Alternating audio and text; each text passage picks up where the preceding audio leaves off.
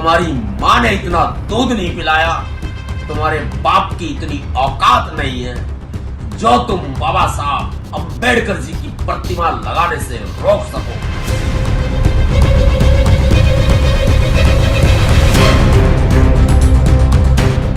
अब या तो ग्वालियर हाईकोर्ट में बाबा साहेब की मूर्ति लगेगी या फिर जयपुर से मनु की मूर्ति उखाड़ दी जाएगी। ये एक ऐलान है, ये एक धमकी नहीं है। बता दें कि दिल्ली से ग्वालियर और ग्वालियर से जयपुर और जयपुर से दिल्ली तक हड़कंप मचा हुआ है। वजह है बाबा साहेब भीमराव अंबेडकर की प्रतिमा पर मचा बवाल, और इस बवाल में भीमसेना के फायर ब्रांड सुप्रीमो नवाब सतपाल तंवर की एंट्री हो चुकी है।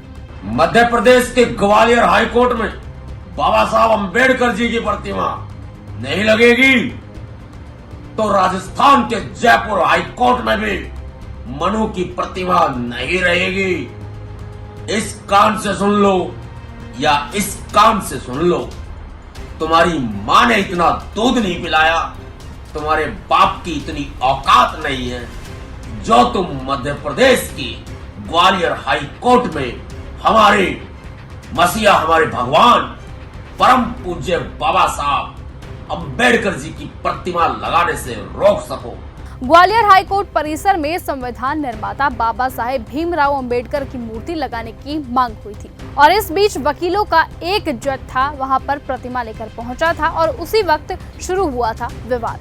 बार एसोसिएशन सामने आया और कहा कि नहीं देंगे इजाजत कि यहाँ पर बाबा साहेब की मूर्ति लगा दी जाए। बिल्डिंग कमेटी बोली कोई मूर्ति नहीं लगेगी, और वहीं से आग सुलग उठी। बताएं कि पहले तो देश बाबा साहेब के संविधानों पर चला करता था, और अब उन्हीं की प्रतिमा पर बारूद बिछाया जा रहा है। अब भीमसेना की चेतावनी है कि अगर अंबेडकर की मूर्ति नहीं लगेगी तो मनु की मूर्ति भी नहीं रहेगी। जयपुर हाईकोर्ट में मनु की मूर्ति ढहा दी जाएगी।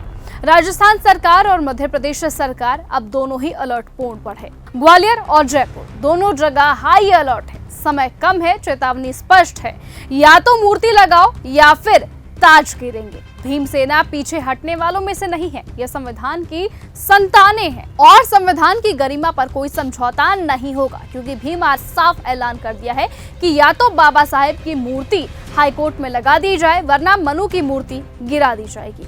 अब मूर्ति पर नहीं, मसीहा की मर्यादा पर सवाल है। मुनिवादी सोच संभल जाए, नहीं तो इतिहास खुद को दोहराने वाला है।